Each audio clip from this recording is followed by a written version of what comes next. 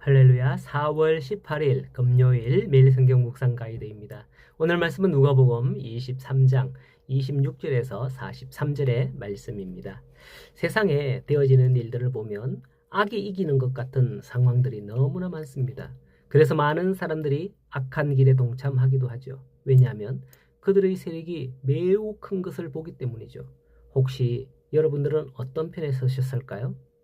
진리가 언젠가는 이길 것이라는 걸 믿고 언제나 진리 편에 서실 건가요? 아니면 온 세상이 다 저 편이니 나도 어쩔 수 없이 저 편에 서는 게 대세를 따르는 거다 생각하시나요?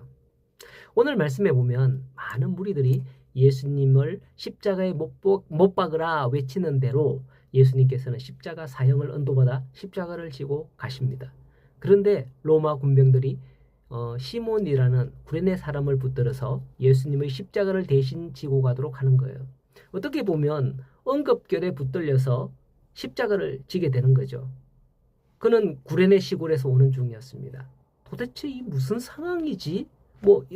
이때까지 예수님 사형을 언도하고 이런 것들 전혀 못 들은 상황이겠죠. 구레네에서 지금 올라오고 있는 상황이니까 도대체 이게 무슨 상황이지 보고 싶어서 아마 가까이 갔을 수도 있습니다. 그런데 그만 붙들려서 예수님의 십자가를 지게 된 것이죠. 이런 상황을 속된 말로 재수 없이 걸려들었다는 거죠. 하지만 이렇게 재수 없이 걸려들어 예수님의 십자가를 대신 진 것이 그에게는 상상할 수도 없는 그런 복이 되었습니다. 이후에 로마서의 16장 13절에 볼 때에 구레네 시몬은 이 사건을 통해서 교회 내에 알려진 그런 인물이 되었고요. 그 자신뿐만 아니라 아내, 자녀 그리고 모든 가족이 다 구원받는 사람이 되었던 것을 알 수가 있어요.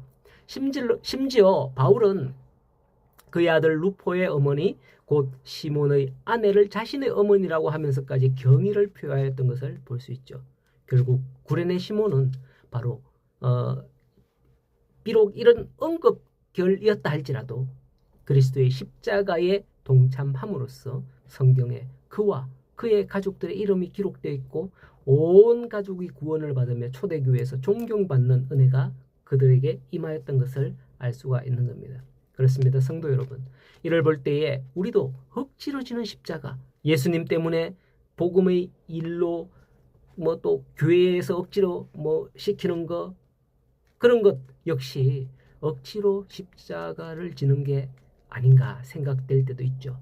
때로는 구레네 시몬처럼 응급결에 뭘 막거나 회장이 되거나 대표가 되거나 이런 거 있잖아요. 어쨌든 그렇게 해서 십자가를 지고 가야 할 때가 있을 거예요. 하지만 그 일로 말미암아 결국 여러분들에게 구레네 시몬처럼 복이 된 줄로 믿으시기 바랍니다. 그런 역사가 있기를 소원합니다.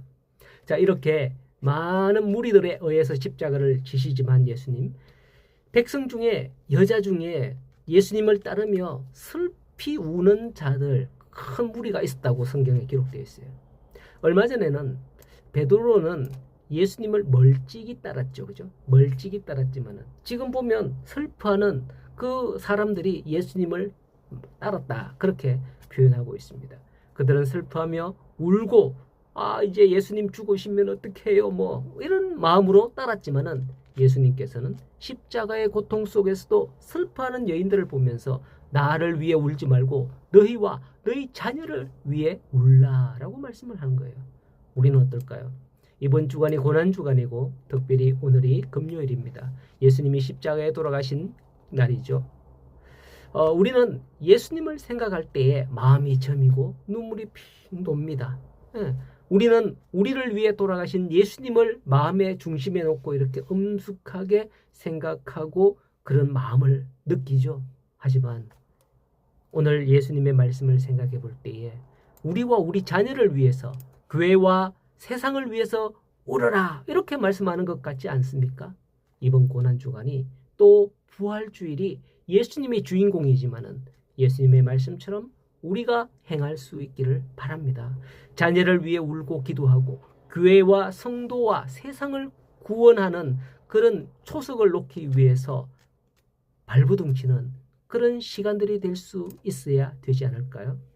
32절 이하에 보면 이제 예수님의 좌우편에 십자가에 달릴 때 두 행악자가 좌우편에 달립니다. 십자가형을 같이 당하죠. 그때 39절에 보면 달린 행악자 중 하나가 예수님을 비방합니다. 네가 그리스도냐? 너와 우리를 구원해라 하면서 조롱하는 거죠. 그는 예수가 스스로 그리스도라 하는 게 아니냐, 자신도 구원할 힘이 없으면서 무슨 세상을 구원한다고 하며 그러냐 조롱하는 것이죠. 예. 오늘날 교회를 향하여서도 무슨 성도를 향하여서도 무슨 이러면서 조롱하는 사람들 많듯이 말이죠.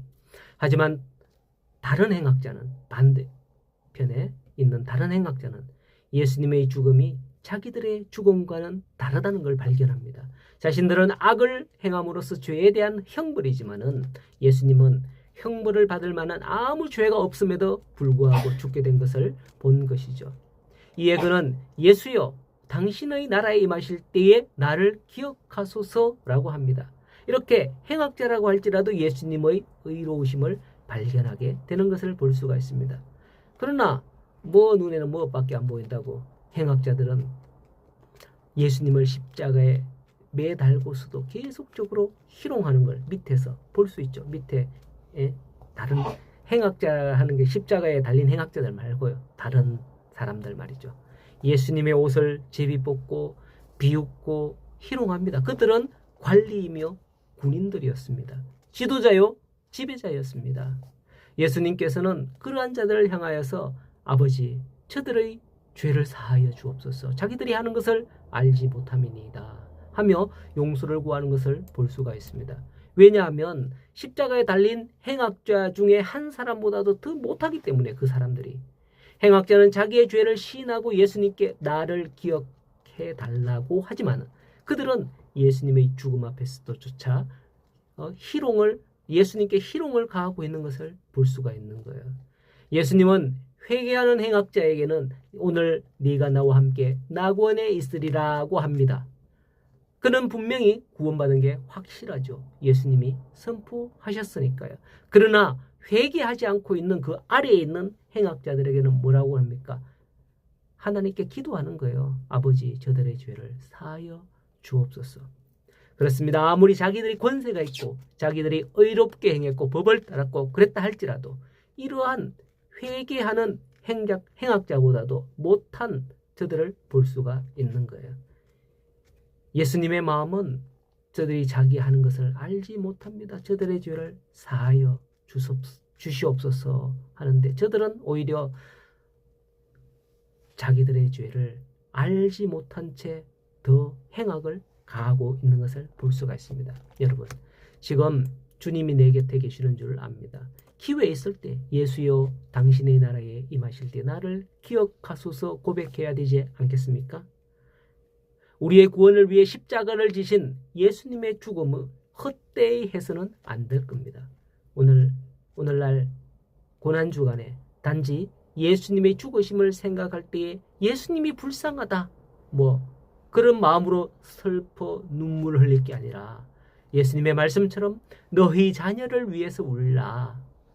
아버지여 저들의 죄를 사하여 주옵소서. 이렇게 말씀하신 예수님의 마음을 깨닫고 지금도 세상이 다 저렇게 간다 할지라도 예수님이 이루시기 위해 행하신 그 일과 그 말씀을 기억하고 오늘날 교회가 그 일들을 이어가고 오늘날 성도가 그 일들을 이어가기를 소원합니다. 오늘도 주님의 마음으로 우리가 한 걸음 한 걸음 나아가기를 간절히 소원하며 주님의 뜻을 알아. 정말 주님 왜 이렇게 됐습니까? 주님 불쌍합니다. 이런 마음이 아니라 주님 감사합니다. 나를 구원하시니 감사합니다. 네가 오늘 나와 함께 낙원에 있으리라. 이런 축복이 있을 겁니다. 주님과 함께 걷는 복된 하루가 되기를 간절히 소원합니다.